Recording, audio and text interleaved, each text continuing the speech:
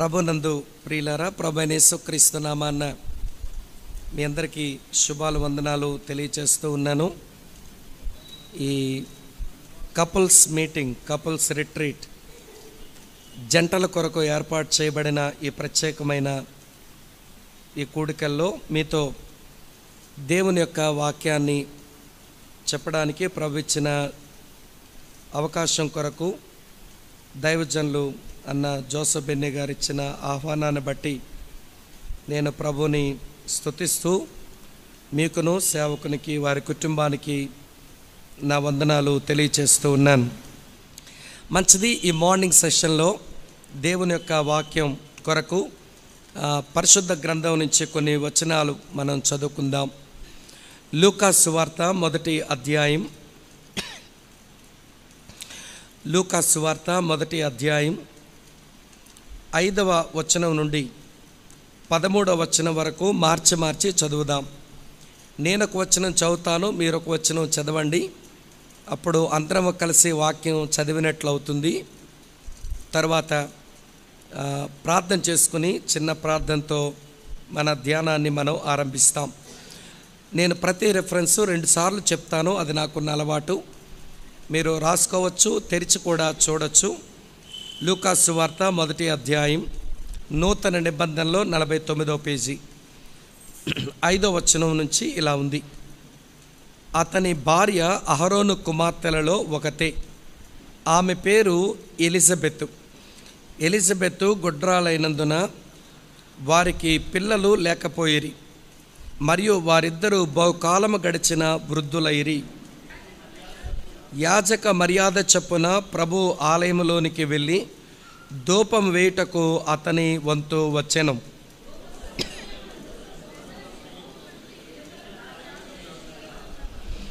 ప్రభు దూత ధూపవేదిక కుడివైపున నిలిచి అతనికి కనబడగా,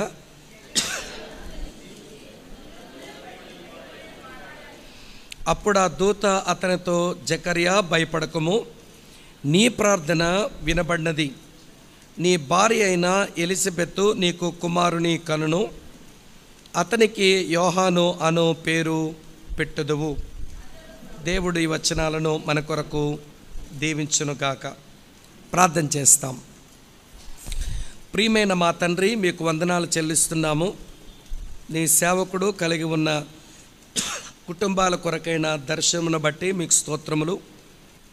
ఆ దర్శనమును బట్టి ఈ దినం ఏర్పాటు చేయబడిన ఈ ఒక దినపు ఈ జంటల కొరకైన రిట్రీటును మీరు ఆశీర్వదించాలని, ఈ సమయం మాకు దీవెనకరంగా చేయాలని ప్రార్థిస్తున్నాము. మీరు మాతో ఉండండి. మేము నేర్చుకోవలసిన పాఠములను మీరు మాకు నేర్పించండి. క్రీస్తు యేసు నామమందే స్తుతులు చెల్లించి ప్రార్థిస్తున్నాము తండ్రి. Amen, amen. ప్రభునందు ప్రియమైన స్నేహితులారా, ఈ ప్రపంచంలో దేవుని చేత ఒక 3 వ్యవస్థలు ప్రారంభించబడ్డాయి. ఈ ప్రపంచంలో దేవుని చేత ఒక 3 వ్యవస్థలు ప్రారంభించబడ్డాయి.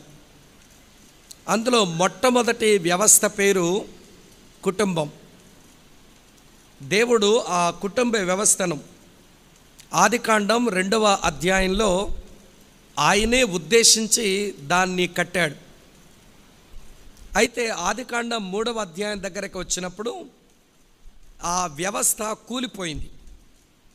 ఆ కుటుంబం అనే వ్యవస్థ కూలడానికి బలమైన కారణం ఏంటి అంటే, ఆ కుటుంబంలో ఉన్న వ్యక్తులు దేవుని యొక్క మాట వినడానికి బదులుగా వారు దుష్టుని యొక్క మాట వారు విన్నారు. దేవునికి విధేయత చూపడానికి బదులుగా వారు దుష్టునికి విధేయత చూపారు. ఆ కారణం చేత దేవుని మీద తిరుగుబాటు చేసిన వారై వారి ఇద్దరి మధ్య ఎంతో పెద్ద అగాధాన్ని తెచ్చుకున్నారు. వారిద్దరి మధ్యకు వచ్చిన అగాధం, ఆ ఇంటిలో దాని ఫలితం మొదటి నరహత్య వారింట్లోనే ఆరంభమైపోయింది. అది ఆదికాండం 2, 3, 4 అధ్యాయాల్లో నేను చెప్పినటువంటి డీటెయిల్స్ మీకు దొరుకుతాయి. అయితే కుటుంబ వ్యవస్థ కూలిపోయిందని దేవుడు కలిగి ఉన్న తన నిత్య సంకల్పాన్ని ఆయన ఆపుకోలేదు. తన ఎటర్నల్ పర్పస్ అది సంపూర్తి కావడానికి దేవుడు మరొక వ్యవస్థను ఆరంభించాడు. ఆ వ్యవస్థ పేరేంటనంటే మానవ ప్రభుత్వ వ్యవస్థ, హ్యూమన్ గవర్నమెంట్. దాన్ని ఆదికాండం 9వ అధ్యాయంలో నోవహుతోనూ అతని కుమారులతోనూ అతని కోడండ్రతోనూ దేవుడు ఒక మానవ ప్రభుత్వ వ్యవస్థను ఆరంభించాడు. ఆ వ్యవస్థలో కొన్ని మేనిఫెస్టోస్ దేవుడే రాసిచ్చాడు.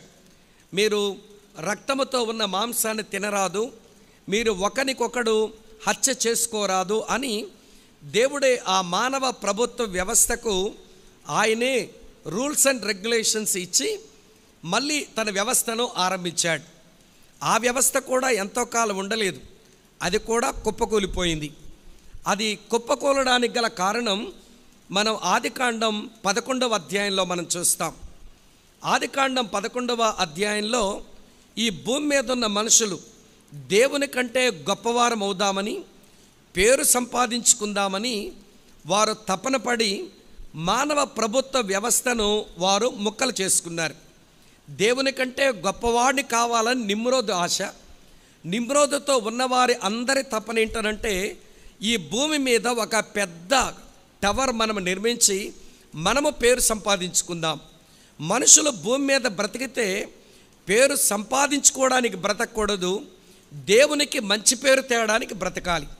కానీ ఆ రోజున ఆ మానవ ప్రభుత్వ వ్యవస్థలో ఉన్నవారు తమకు తాము పేరు సంపాదించుకోవడానికి ప్రయత్నం చేసి వారు దేవుని మీద తిరుగుబాటు చేసి ఆ మానవ ప్రభుత్వ వ్యవస్థను కూడా వారు కూల్చేసుకున్నారు.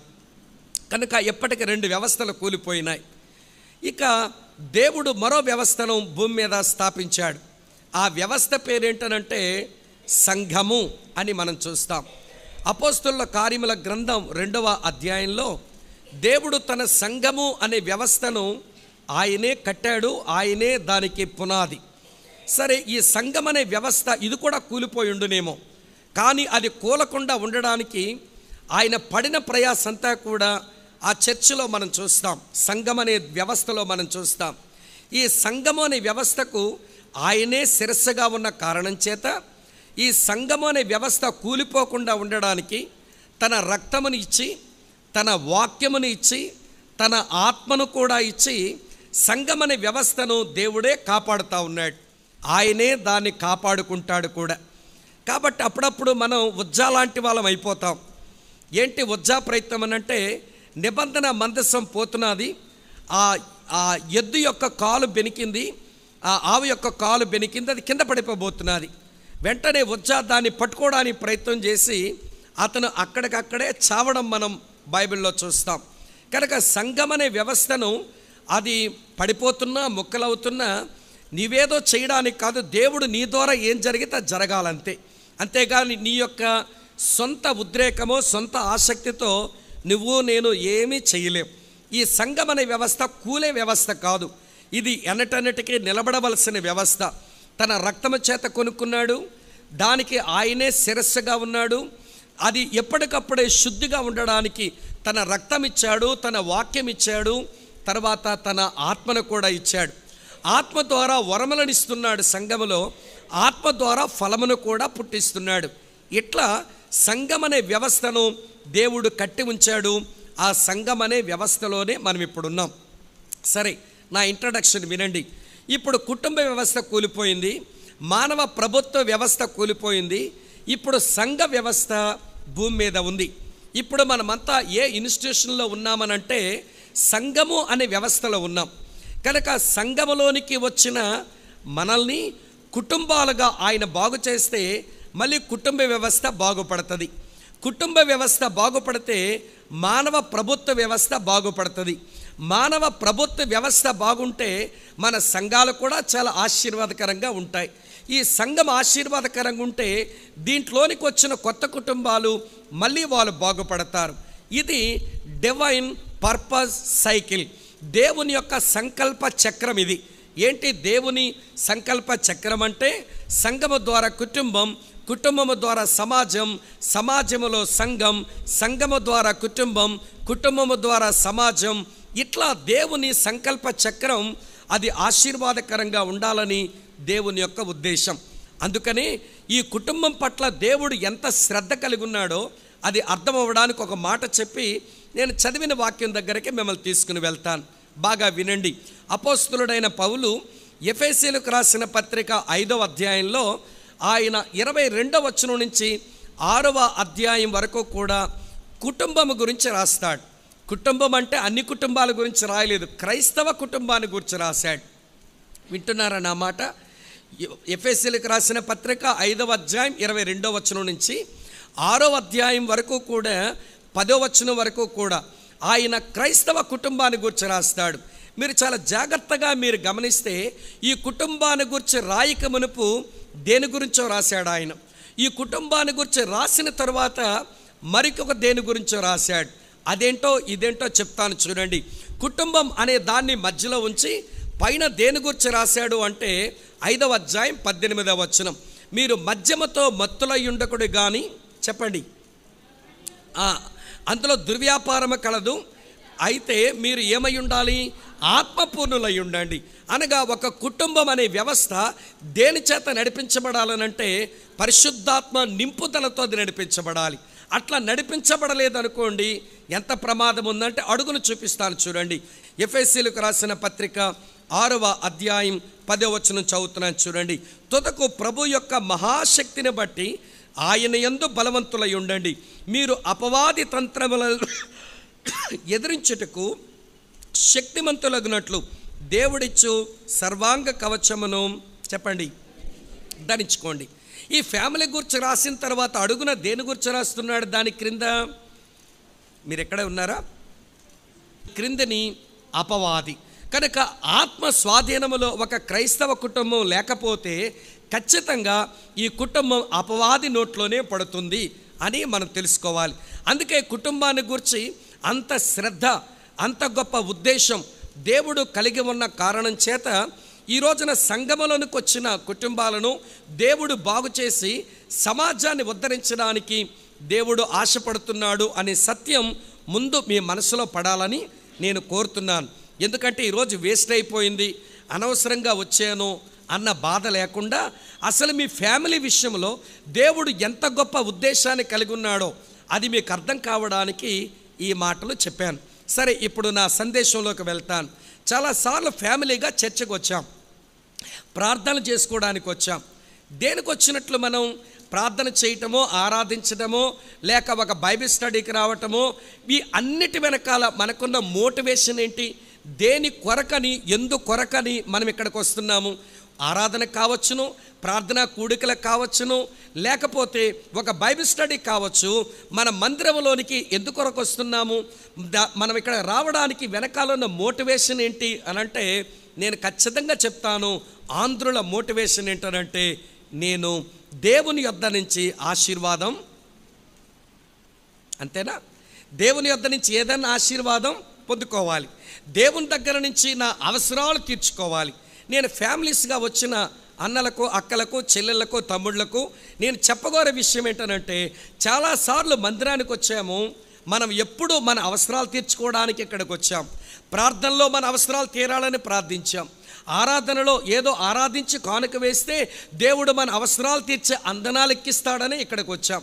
ఒక బైబిల్ స్టడీకి వస్తే అక్కడ కూడా వాక్యం విని ప్రార్థనలు ఉంటే దేవుడు ఏదో మన అక్కర్లు తీరుస్తాడని ఇక్కడికి వచ్చాం. నేను ఈరోజు ఫ్యామిలీస్గా ఉన్న మీకు నేను చెప్పగోరే విషయం ఏంటనంటే ఈరోజు దేవుని ప్రియులారా వినండి, సన్నిధిలోనికి వచ్చిన మీరు మీ అవసరాల గురించి ఆలోచించకండి. మీరు అట్లా వస్తే మీ మోటివేషన్ చాలా తప్పు. కాబట్టి మీ అవసరాలు తీర్చుకోవడానికి, మీరు బాగుండడానికి ఇక్కడికి మీరు వస్తే మీరు రాంగ్ మోటివేషన్తో వచ్చినట్లు లెక్క. ఈరోజు ఎందుకొరకు మనం అంత ఇక్కడికి రావాలి? ఈ రోజంతా 5 గంటల వరకు దేని కొరకు మనం ఇక్కడ గడపాలనంటే నేను ఒక మాట చెబుతున్నాను, దేవుని అవసరం తీర్చడానికి. ఇక్కడ ఉన్నారా మీరంతా? మన అవసరాలు తీర్చుకోవడానికి రోజంతా ఇక్కడ కూర్చోకండి. ప్రతిసారి అందుకే కదా ఇక్కడికి వస్తున్నాం. మళ్ళీ ఈరోజు కూడా స్పెషల్ రిట్రీట్లో కూడా ఆ పని కొరకే రావడం ఎందుకు?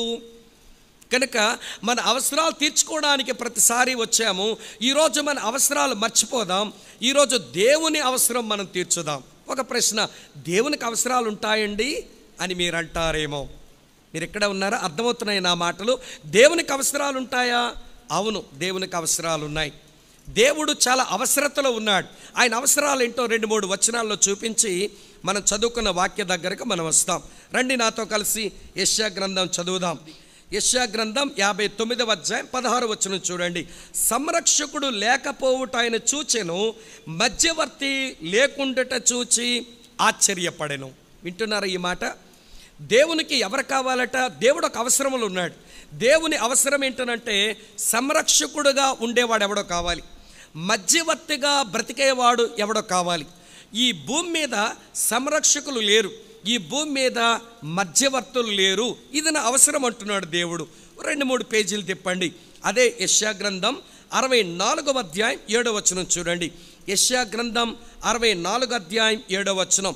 నీ నామమున బట్టి మొర్రపెట్టువాడు ఒకడును లేకపోయెను, నిన్ను ఆధారము చేసుకున్నటకై తన్ను తాను ప్రోత్సాహపరుచుకున్నవాడు ఒకడును లేడు. దేవునికి అవసరం ఏంటనంటే ప్రార్థన చేసేవారు, ప్రార్థనకి తమ్ము తాము పురుకొల్పుకునే వాళ్ళు, ఇతరులకు కూడా పురుకొల్పేవారు కనబడడం లేదట. అది అనవసరం. సంరక్షకులు కావాలి, మధ్యవర్తులు కావాలి, ప్రార్థన చేసేవాళ్ళు, ప్రార్థనలకు ఇతను పురుగొల్పే వాళ్ళు కావాలి. అది దేవుని యొక్క నీడ్, అది దేవుని యొక్క అవసరత. మీ నాతో ఉన్నారా? ఇంకొక మాట కూడా చూపిస్తాను. ఇర్మియా గ్రంథం 5వ అధ్యాయం దగ్గరకు రండి. ఇర్మియా గ్రంథం 5వ అధ్యాయం 1వ వచనం చూపుతున్నాను. ఇర్మియా గ్రంథం 5వ అధ్యాయం 1వ వచనం చూడండి. నేను ఇట్లా చదువుతాను. కాకినాడ వీధుల్లో అటు ఇటు పరిగెత్తచ్చు చూచి తెలుసుకునుడి, దాని హైవే రోడ్లో విచారణ చేయండి, న్యాయము జరిగించచ్చు నమ్మకముగా ఉండ యత్నించుచున్న ఒకడు మీకు కనబడితే నేను కాకినాడను క్షమించుదును. ఇప్పుడు ఇది దేవుని అవసరం. దేవునికి ఎవరు కావాలట?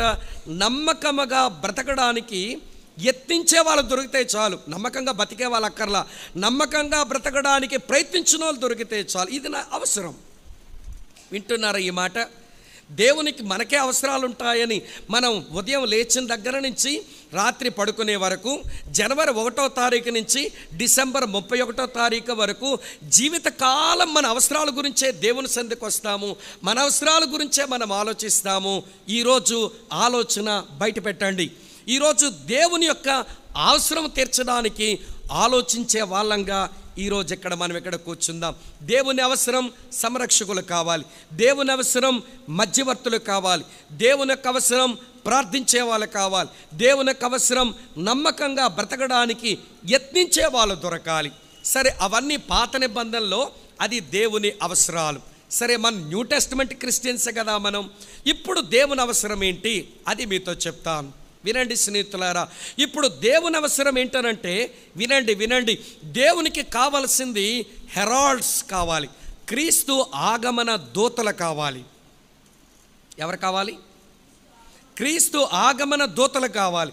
క్రీస్తు ఆగమన దూత హెరాల్డ్స్ అంటే అర్థం ఏంటనంటే, ఇగో రాజుల రాజుగా ప్రభువుల ప్రభువుగా యేసుక్రీస్తు వస్తున్నాడో హో అని చెప్పేవాళ్ళు కావాలి. వాళ్ళే హెరాల్డ్స్ అని అంటాం.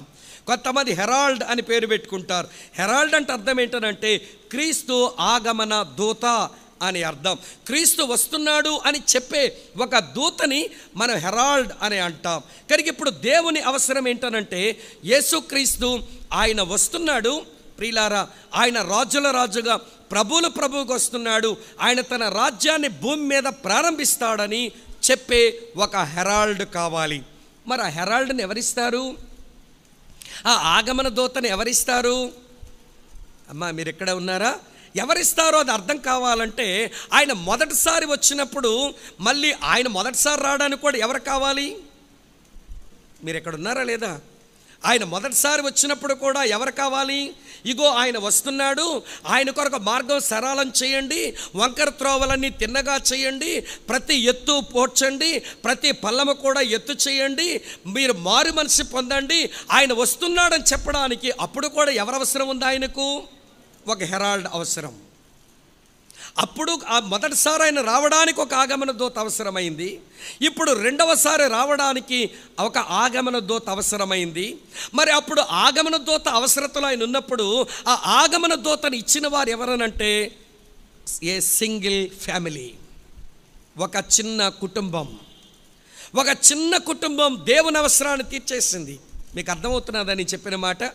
ఏమండి, 2000 సంవత్సరాల క్రిందట ఆయన ఆగమన దూతగా వేంచేస్తూ ఉంటే, నేను వస్తున్నానని ఆయన ముందుగా చెబితే, నేను వస్తున్నాను కనుక నాకంటే ముందుగా వెళ్ళి నా మార్గాలు సరళం చేసి నేను వస్తున్నానని ప్రకటన చేయడానికి నాకు ఒక హెరాల్డ్ కావాలన్నప్పుడు ఒక ఫ్యామిలీ ప్రియులారా వారు ఆగమన దూతను ఆయనకి అందించారు. ఇప్పుడు దేవుని అవసరం ఏంటనంటే, వినండి, మళ్ళీ చెబుతున్నాను, నా కూతురుకు ఉద్యోగం లేదు, నా కొడుకే పెళ్లి కాలేదు, నాకేమి ఇల్లు కట్టుకోలేదు, నేను కారు కొనుక్కోలేదు, ఈ పాడు అవసరాలు బయట పెట్టండి. ఎంతకాలం అని ఆలోచిస్తాం? వాటికి దండం పెట్టి అవన్నీ మర్చిపోండి. ఈరోజు దేవుడు మనసు విప్పి నీతో మాట్లాడుకుంటున్న మాట ఏంటనంటే, ఈ సమాజాన్ని ఉద్ధరించడానికి, వింటున్నారా, ఈ సమాజాన్ని ఉద్ధరించడానికి నీ కుటుంబం కావాలి. నీ కుటుంబంలో నుంచి నా కొరకు వచ్చిన ఒక ఆగమన దూత ద్వారా సమాజాన్ని బాగు చేస్తాను, సమాజంలో నా సంఘాన్ని స్థాపిస్తాను, ఆ సంఘంలోకి వచ్చిన కుటుంబాలు బాగు చేసుకుంటాను, ఆ కుటుంబాల ద్వారా సమాజాన్ని బాగు చేస్తాను, ఆ సమాజంలో నేను సంఘాలు కడతాను, ఆ సంఘాల ద్వారా మీ కుటుంబాలు బాగు చేస్తున్నాను. కాబట్టి నాకు కావలసింది నీ ఫ్యామిలీ, నాకు కావలసింది నీ కుటుంబం. ఇది ఎవరవసరం? మీరు ఎక్కడ ఉన్నారా చెప్పండి. ఎవరవసరం? దేవుని అవసరం. ఎప్పుడైనా దేవునికి నా కుటుంబం అవసరమని ఎప్పుడైనా మీరు ఆలోచించారా? ఒకవేళ ఆలోచిస్తే అలా ఆలోచించి ఎన్ని రోజులైపోయింది? ఆలోచన మర్చిపోయి. అప్పుడప్పుడు ఆలోచిస్తుంటాం, కానీ ఆలోచన మర్చిపోయే బతుకుతూ ఉంటాం. కనుక ఈ ఉదయకాల సమయంలో దేవుని అవసరము తీర్చగలిగిన ఫ్యామిలీ, దాని గురించి నేను మాట్లాడబోతున్నాను. నా సర్మన్ అవుట్లైన్ 3 మాటలు. మొదటి మాట పేరెంట్స్, రెండవ మాట ప్రిపరేషన్, మూడవ మాట పర్సనాలిటీ. దేవుని అవసరము తీర్చగలిగిన పేరెంట్స్ వారు ఎట్లున్నారో చెబుతాను. దేవుని అవసరం వారు తీర్చడానికి ఆ ఆగమన దూతను వారు ఎట్లా ప్రిపేర్ చేశారో చెప్తాను. తరువాత వారు ప్రిపేర్ చేసిన వ్యక్తి యొక్క పర్సనాలిటీ ఎట్లా ఉందో నేను మీతో చెప్తాను. వెరీ సింపుల్ అవుట్లైన్, మీరు జ్ఞాపకం పెట్టుకోండి. చెప్తారా ఒకసారి? మొదటి మాట వెరీ గుడ్, రెండవ మాట ప్రిపరేషన్, మూడవ మాట పర్సనాలిటీ. సరే, ఇప్పుడు మనం చదివిన వాక్య భాగంలో ఆ పేరెంట్స్ని మనం చూస్తాం. ఏంటి పేరెంట్స్ గురించినటువంటి వివరాలు? అందులో 2-3 తలంపులైనా మీకు చెబుతాను. చూడండి, లూకా సువార్త 1వ అధ్యాయం. లూకా సువార్త 1వ అధ్యాయం నేను చదువుతున్నాను. చూడండి, 6వ వచనం చూస్తున్నారా? వీరు ఇద్దరు, అమ్మ ఒకరు కాదు, భర్త కాదు, భార్య కాదు, వీళ్ళు ఇద్దరు కలిపి పరిశుద్ధాత్మ దేవుడు మాట్లాడుతున్నాడు. వీరు ఇద్దరు ప్రభు యొక్క సకలమైన ఆజ్ఞల చొప్పునను న్యాయ విధుల చొప్పునను నిరపరాధులుగా నడుచుకొనుచు దేవుని దృష్టికి నీతిమంతులై ఉండిరి. ఈ ఒక్క వచనంలో ఈ పేరెంట్స్ గురించి 2 క్వాలిటీస్ మనకు కనబడతాయి. నాతో ఉన్నారా? ఇందులో ఫస్ట్ క్వాలిటీ ఏంటనంటే దేర్ పొజిషన్. వారు ఏ స్థానాన్ని వారు కలిగి ఉన్నారు. ఏంటి వారు కలిగి ఉన్న స్థానం అంటే, వారు దేవుని దృష్టిలో వారు ఎట్లై ఉన్నారట చెప్పండి? వారు ఎట్లై ఉన్నారట? నీతిమంతులై ఉన్నారు. నీతిమంతులై ఉన్నారు. ఇప్పుడు ఒక మాట మిమ్మల్ని అడగాలి, అసలు నీతిమంతులు అవ్వడం అంటే ఏంటి? నీతిమంతులు అవ్వడం అంటే ఏంటి? నీతిగా బ్రతకడమా? అది క్రియల మూలంగా వచ్చే నీతి. దాని గురించి బైబిల్ ఒప్పుకోదు. మరి నీతిమంతులుగా ఉండడం అంటే ఏంటి? దేవుని దృష్టి ఎదుట నువ్వు ఎన్ని మంచి క్రియలు చేస్తే నీతిమంతురాలు కాగలుగుతావు? మీరు ఎన్ని నీతి కార్యాలు చేస్తే దేవుని ఎదుట మీరు నీతిమంతుడని మీరు అనిపించుకోగలరు? మనం ఎన్ని చేసినా కానీ మన దగ్గర లోపమే ఆయన చూస్తాడు. మన క్రియలను బట్టి నీతిమంతులం అవుదామని ప్రయత్నం చేస్తే ప్రియులారా, ఎన్ని మంచి క్రియలు చేసినా కానీ ఖచ్చితంగా దేవుని దృష్టిలో మనం పాపులుగానే కనబడతాం. ఇది ఎట్లుంటుందో చెప్తాను చూడండి. కొంతమంది మేము మంచి నీతి కార్యాలు చేస్తున్నాం కదండి, లంచం తీసుకోవట్లా, ఎవరికి అన్యాయం చేయట్లా, చర్చికి పోతున్నాం, కానుకలు ఇస్తున్నాం, ఎవరైనా అవసరాలు ఉన్నారని తెలిస్తే వారికి సహాయపడుతున్నాం, మేము నీతిమంతులం అనుకుంటారు. వినండి, మీ నీతి ఎంత గొప్పదైనా క్రీస్తుకు వేరుగా నీ క్రియలను బట్టి సంపాదించుకున్న నీతి దేవుని దృష్టికి యోగ్యమైన నీతి కాదు. ఇది ఎలా ఉంటుందంటే, కుండ నిండా పాలు పోస్తేమి, కుండ నిండా పాలు పోసాం, ఎవండి ఈ పాలన్నీ మన నీతి క్రియలు. మనం అనుకున్నాం కుండ నిండా ఎవండి కల్తీ లేని నికరమైన ఖచ్చితమైన తెల్లని పాలు నేను వేసాను అనుకున్నాం. వేసిన తర్వాత కొద్దిసేపు చూడగానే ఆ పాలు ఇట్లా పెట్టి చూస్తే పాలన్నీ విరిగిపోయినాయి. అదేంటి ఇట్లా విరిగిపోయినాయి, నేను అన్ని ప్యూర్ మిల్కే వేశాను కదా, ఇందులో ఏ కలంకం లేని వేశాను కదా, ఈ కుండలో పోసాను కదా, మరి ఏమైపోయినాయి నా పాలన్నీ ఇరిగిపోయే కారణం ఏంటనంటే నీకు తెలియదు, ఆ కుండ లోపల ఎక్కడో చిన్న మజ్జిగ బిల్లుంది, చిన్న పెరుగు ముక్కుంది. నువ్వు పోసినటువంటి కుండ నిండా పాలే, కానీ నీ లోపల ఉన్న చిన్న ఆ పెరుగు ముక్క ఈ పాలన్నీ ఏం చేసింది అన్నట్టు చెప్పండి, మాట్లాడండి, ఏం చేసింది అన్నట్లు విరిపేసింది. కనుక నీ నీతి కార్యాలు కుండ నిండా వేసినంత పాలు లాంటివైనా నీ లోపల ఉన్న పాప నైజం అనే ఆ పెరుగు ముక్క నీ పాలన్నీ విరిచేస్తుంది. అంతే, నీ నీతి కనబడదు ఇంకా దేవుని ఎదుట. కాబట్టి దేవుని ఎదుట నీతిమంతులు అవ్వడం అంటే వీళ్ళిద్దరూ హస్బెండ్ అండ్ వైఫ్, వీళ్ళిద్దరూ దేవుని ఎదుట నీతిమంతులుగా వారు ఒక మంచి పొజిషన్లో ఉన్నారంటే వారు ఎట్లా నీతిమంతులు అంటే 2 మాటలు మీతో చెప్పాలి. మొదటి మాట, వారు క్షమాపణ పొందారు. రెండవ మాట, వారి పాపం యొక్క రికార్డ్ అంతా తుడిచివేయబడింది. Forgiveness and forgetfulness. దేవుడు క్షమించాడు, వారిని క్షమించడంతో పాటు వారి పాపాన్ని మర్చిపోయాడు ఆయన. అందుచేత వారు దేవుని ఎదుట నీతిమంతులుగా వారు కనబడగలుగుతారు. వింటున్నారా ఈ మాట? ప్రభువైన యేసుక్రీస్తు, భార్యాభర్తలారా వినండి, ప్రభువైన యేసుక్రీస్తు మన పాపాలని క్షమించే విషయంలో ఉత్తిగా క్షమించువాడు మాత్రమే కాదు, క్షమించిన దాన్ని ఆయన మర్చిపోయేవాడు కూడా. అలా అని చెప్పి ఆయనకి మతిమరుపు ఉందని అనుకోకండి. నీలాంటోడు కాదు, నాలాంటోడు కాదు.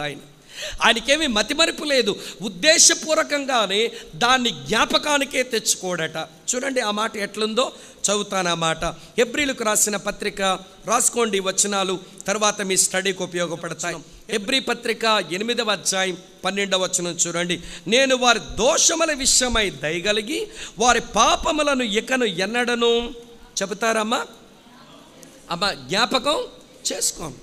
వినండి, మనుషులంగా మనం క్షమిస్తాం, కానీ అది మర్చిపోకుండా ఉండలేం. నేను కొంతమంది భార్యాభర్తల యొక్క జీవితాలు చూస్తున్నప్పుడు ఈవిడ గారు ఏదో తప్పు చేశారు, ఆమె తప్పు చేసిన విషయం ఆమెకు అర్థమై, ఏమండి నన్ను క్షమించండి, సారీ అండి అంది. ఇతగాడు కొంచెం మూతి మీద మేసం ఉన్న మగాడు కదా, కొంచెం పౌరుషం ఎక్కువ అయి ఉండి క్షమాపణ కొరకు నా దగ్గరకు వచ్చింది నా భార్య అని క్షమించాను పో అన్నాడు. అంతే, అయిపోయింది. సరే, వాళ్ళిద్దరూ చాలా బాగున్నారు. మళ్ళీ ఒక 3 నెలలు గడిచిన తర్వాత అలాంటి మిస్టేక్ మళ్ళీ ఆ సహోదరి చేసింది. అప్పుడు ఇతగాడు అన్నమాట ఏంటో తెలుసా? మళ్ళీ ఆవిడ వచ్చింది, ఏమండి తప్పు అయిపోయింది, క్షమించండి అంది. అప్పుడు ఇతగాడు నోట్లోంచి వచ్చే మాట ఏంటో చెప్పనా? నీ గుణమేంటో నాకు తెలియదా? మీ అమ్మ బుద్ధి నీకు వచ్చింది, మీ నాయన బుద్ధి నీకు వచ్చింది, అందుకే 3 నెలల కింద అదే తప్పు చేసావు, ఇప్పుడు కూడా ఈ పాడు పని చేసావు, నీ బుద్ధంతా ఇంతే అంటాడు. విసుక్కుంటా, సనుక్కుంటా, నిందించుకుంటా. అంటే అతను ఇంతకుముందు ఆవిడ చేసిన పాపాన్ని క్షమించాడంటారా? ఎస్, క్షమించాడు. కానీ మర్చిపోయాడంటారా? మాట్లాడరే, ఎవరిని మర్చిపోలేదు. అంటే అది పదే పదే జ్ఞాపకం చేసుకుంటారు. వినండి ప్రియులారా, ఎవడు పుణ్యం రావడమే క్రిస్టియన్ ఫ్యామిలీ అంటే. దేవుడు ఎలాగైతే క్షమించి ఆయన మర్చిపోతాడో ఆ లక్షణాన్ని అడాప్ట్ చేసుకోవడమే క్రిస్టియన్ ఫ్యామిలీ. అప్పుడు ప్రేమలు అభివృద్ధి అవుతాయి. నేను చెప్పలేదు, బైబిల్ చెబుతున్నది ఆ మాట. మీ కొరకు చూపుతాను చూడండి. సామెతల గ్రంథం 17వ అధ్యాయం. మీరు ప్రతి వచనం తెరిచి చూడాలి, నేను చెప్పింది అట్లుందో లేదో. రాసుకుంటండి, ఒకవైపు చూడండి కూడా. చదవడం నేనే చదువుతాను. సామెతల గ్రంథం 17వ అధ్యాయం 9వ వచనం చూడండి. ప్రేమను వృద్ధి చేయగోరువాడు తప్పిదములను దాచిపెట్టును, జరిగిన సంగతి మాటి మాటికి ఎత్తువాడు ఏమి చేయను? మిత్రభేదం చేయను. కొంతమంది వింటున్నారా, ప్రేమను వృద్ధి చేసే వాళ్ళు తప్పిదాలు దాచేస్తారు. సర్లే ఏదో అయిపోయిందని. ప్రేమను అభివృద్ధి చేసుకునే వాళ్ళు స్నేహము ప్రేమలు ముడిపడి ఉండడానికి ఏం చేస్తారంటే జరిగిన దాన్ని ఇక మాటి మాటికి ఎత్తరు, మర్చిపోతారు దాన్ని. ఈ రోజున చాలా క్రిస్టియన్ ఫ్యామిలీస్లో ఉన్న మాయరోగం ఏంటంటే మన మధ్య ప్రేమల అభివృద్ధి కాకపోవడానికి క్షమించామని అంటాం, కానీ దాన్ని బాగా జ్ఞాపకం పెట్టుకుంటాం. టైం రాదా దీని సంగతి చూస్తాను, ఈవిడేదో నీకు శత్రువులాగా, నాకు టైం రాని ఇతగాడు సంగతి చెప్తాను, అప్పుడు ఎలా చేశాడు, ఇప్పుడు ఎలా చేశాడు, నాకు టైం రాదా, అప్పుడు నేను అడిగేనా కడిగేనా అని అనుకుంటారు అక్కలు కూడా. ఎవరూ తక్కువ కాదు. ఇసుక తక్కిడి, పేడ తక్కిడి లాంటి మనుషులే మన వాళ్ళు. ఎవరి బరువైనా ఒకటే, కాకపోతే అది ఇసుక, కాకపోతే ఇది పేడ అయింది. బరువులు మాత్రం సమానంగానే ఉంటున్నాయి. కారణం ఏంటంటే ప్రియులారా, దేవుడు మనల్ని ఎలాగ నీతిమంతులుగా తీర్చాడు అది మనకు అర్థమైతే ఆ గుణాన్ని మన ఫ్యామిలీలో మేనిఫెస్టేషనే క్రిస్టియన్ ఫ్యామిలీ. ఒక మాటలో చెప్పాలని అంటే the manifestation of God's attribute shown in the family. ఎవరి కుటుంబాల్లో కనబడవలసింది దేవుని యొక్క గుణలక్షణాల మేనిఫెస్టేషన్ అంతా అది క్రిస్టియన్ ఫ్యామిలీ. నాతో ఉన్నారా? ఇప్పుడు చూడండి, వీళ్ళిద్దరిలో భర్త నీతిమంతుడా, భార్య నీతిమంతురాలా? కొంచెం మాట్లాడండి అమ్మా. భర్త నీతిమంతుడా, భార్య నీతిమంతురాలా? వీరు ఇద్దరూ దేవుని దృష్టి నీతిమంతులు. ఇక్కడ కొంతమంది భర్తలు ఉంటారు, వీళ్ళు ఎక్కడికైనా మీటింగ్కి వెళ్ళి వాక్యం విని బాగా ప్రార్థన చేసుకుని బాగుంటారు. ఈవిడ గారి సంగతి అంతే, మూల తోసేస్తాడు ఈ మహానుభావుడు. పోని మగాలు అట్లా ఉంటే అమ్మలక్కలు కూడా అలాంటి మాయరోగపు అమ్మలక్కలు ఉంటారు. వీళ్ళు ఎట్లాంటి వాళ్ళనంటే భర్తను ప్రభు సంధికి తీసుకురావడమో, ప్రార్థనలో ఉంచడమో, రండి అని బ్రతిమలాడడమో చేయదు. వస్తేరా లేకపోతే మాని, నేనేమో అతి పరిశుద్ధురాలు, నేను గుడికెళ్ళి కనబడిపోతానని భర్తను ఎప్పుడూ తీసుకురావడానికి ప్రయత్నం చేయదు. దొంగ ముఖం. ఏమనుకోకండి అక్కలు. కనుక భర్త సంగతి నీకు బాధ్యత లేదా? ఆయనకు నువ్వు కావలదానివి కాదా? నీ భార్యకు నువ్వు కావలవాడివి కాదా? మరి నీవు నీతిమంతుడు అయ్యావు, నువ్వు క్షమించబడ్డావు, నీ పాపాలు దేవుడు మర్చిపోయాడు, దేవునితో చక్కగా సమాధానం కలిగి ఉన్నావు. మరి నీ భార్యకు స్థితి ఉండాల్సిన అవసరం లేదా? నీ భర్తకు స్థితి ఉండాల్సిన అవసరం లేదా? ఈ రోజున ప్రియులరా, మన పేరెంట్స్గా, మన పేరెంటేజ్లో భార్యాభర్తలుగా దేవుని ఎదుట ఉండవలసిన పొజిషన్లో చాలామంది లేరు. కొంతమంది భార్యలు నీతిమంతులుగా తీర్చబడ్డారు, వారి పాపాలు క్షమించబడ్డాయి, వారి పాపాలు దేవుడు మర్చిపోయాడు, మంచిదే. కానీ కొంతమంది భార్యలకు ఈ అనుభవం లేదు, కొంతమంది భర్తలకు అనుభవం లేదు. అందుకనే ఒకలాగా నడిస్తే మరొకరు మరోలాగా నడుస్తున్నారు. ప్రియులారా, ఇద్దరు ఒక ఈక్వల్ గ్రౌండ్లోనికి ఒక కామన్ గ్రౌండ్లోనికి రావాలి. నీకు కాఫీ ఇష్టం అవ్వచ్చు, ఆయన గారికి టీ ఇష్టం అవ్వచ్చు, నీకేమో స్వీట్ ఇష్టం అవ్వచ్చు, ఆవిడ గారికేమో హాట్ ఇష్టం ఉండొచ్చు, నీకు మాంసం ఇష్టం ఉండొచ్చును, ఆవిడ గారికేమో చేపలు ఇష్టం అయ్యి ఉండొచ్చును. ఇలాంటి చిన్న అలవాట్లో డిఫరెన్సెస్ ఉన్న మేజర్ విషయంలో ఒక కామన్ గ్రౌండ్లోనికి రావాలి. అది క్రిస్టియన్ ఫ్యామిలీ.